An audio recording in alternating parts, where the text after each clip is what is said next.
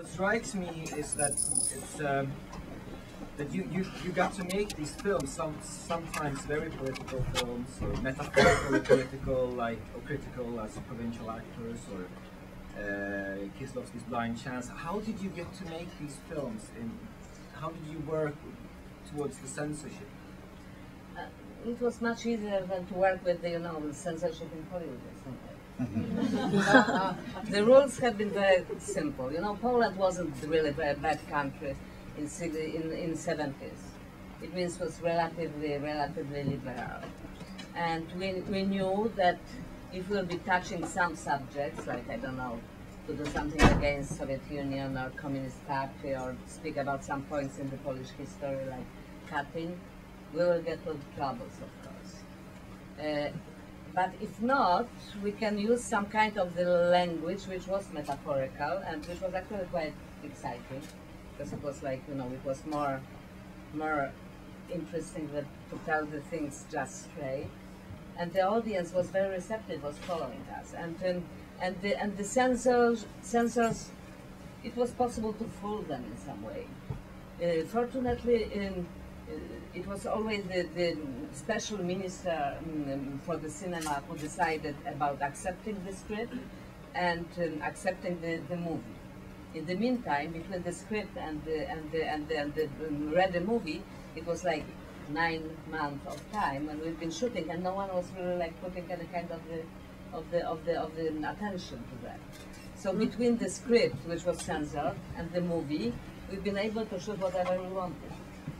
And fortunately, the ministers changed quite quickly. So I don't remember the situation when I start the movie with one minister and finish with the same.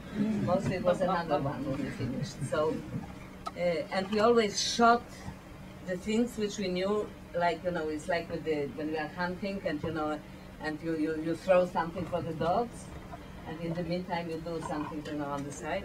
So we did the same thing. It was always, I shot, for example, with provincial actors. It started, which some of you probably seen here. I shot like 3 or 4 scenes, which I knew, I was sure that would be cut. And it was like kind of the satisfaction how smart I was, I knew that they will cut it, and it was, in some way, it was sometimes embarrassing for those politicians, that they have to tell me, that I have to cut something. In provincial actors, it was the piece of the classical Polish romantic play, which was impossible to accept. It sounded too contemporary. So I pushed the minister to tell me exactly what are the lines. And after that, he was like unable, so I stand up and I told him these lines, which was very accusatory, against the power, against the occupation power. So anyway, they really focused on those 3, 4 scenes, and some things passed. It was our constant game. In 70s, it was kind of the game most of us did. Kieślowski did it, Wajda, Zanussi, Falk, everybody. But then it got harder, and you had to leave. They forced you to leave when you left. No, I left. Actually, apart of doing the movies, which been critical sometimes against the authorities and the regime, I also was involved from my time in Prague in some kind of the small opposition work. And I was in prison in Prague, which was a very interesting experience. And after I had the trial, and I was like, sentenced to some kind of the pain. So, and after I came back to Poland, I had the problems for like 2-3 years to do anything. And after, with the help of Wajda, who really fought for me, and Krzysztof Kieślowski, I finally did the movie. And after, slowly, I started to work. And then Solidarity movement came, if you remember, this in 80s, and everybody was involved in that in some way. And when the martial law came, when the Solidarity movement was crushed by General Jaruzelski, I was in Sweden. It was December. I remember very well when I understood that this freedom in Poland will be crushed. I was in Kiruna, And because I was my movie Provincial Actors was bought by some small Swedish distribution, and I was doing the kind of the tournée with this movie, and in several smaller and bigger Swedish cities, and I planned to end in Göteborg, where I had my cousins, my aunt and my uncle, and my cousins was living there. And I expected that my husband and my daughter will join me, and that we'll spend the Christmas time in Göteborg. It was very convenient also because in Poland there was nothing to buy. It was only, you know, the vinegar we've been able to buy. And so I was going through this Swedish cities, and we've been showing this movie, and after the movie we've been talking about the movie, but we've been talking very much about the political situation in Poland, which became more and more dangerous in some way. And together with me was Swedish young journalist who was the correspondent in Poland at this time. His name is Peter Jonsson. On December 6th, we joined Kiruna, which you know is a very cold place in December especially, and it's a polar night or something. And I wanted to see exactly this, you know, this space with the snow and darkness, endless space. So after the movie and after the discussion, we expected to go to this, I don't know how we call it.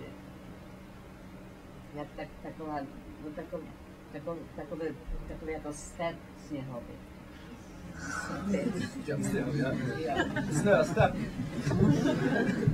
So anyways, and during this during the conversation after the screening, I've been presenting quite like pessimistic vision of the political situation, and somebody asked me, so what will happen?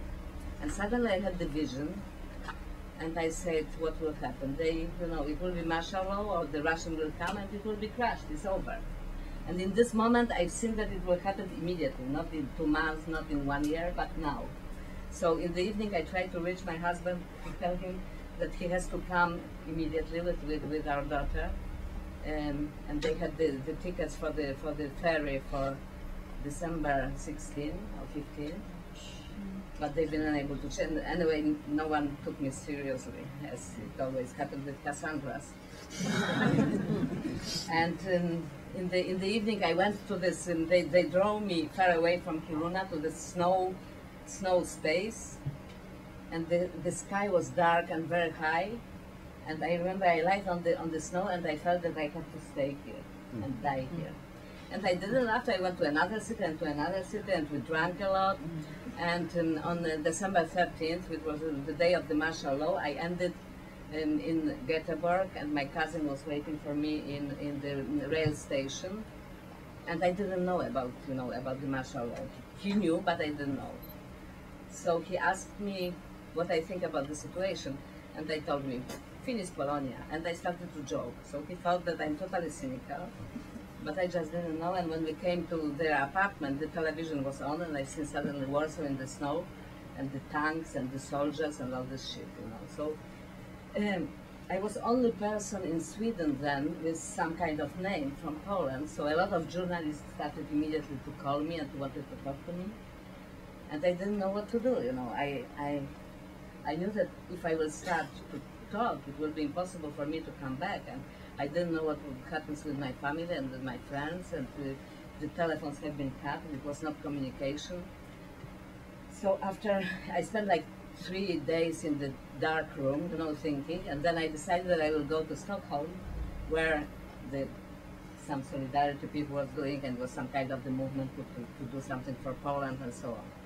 And on the rail station was this journalist who I spent a week traveling together over different cities, Peter, and he was waiting for me at the rail station, and when he seen me, he started to weep, and he said, our poor Poland, and started to weep. And I felt so ashamed, that this Swedish guy is so touched by the tragedy of my country, and I am hesitating if I have to give the interview or not. So I gave a lot of interviews, and that was the end of my Polish life for many years. So Sweden is responsible for my immigration. Sentimental Swedish guy, you know.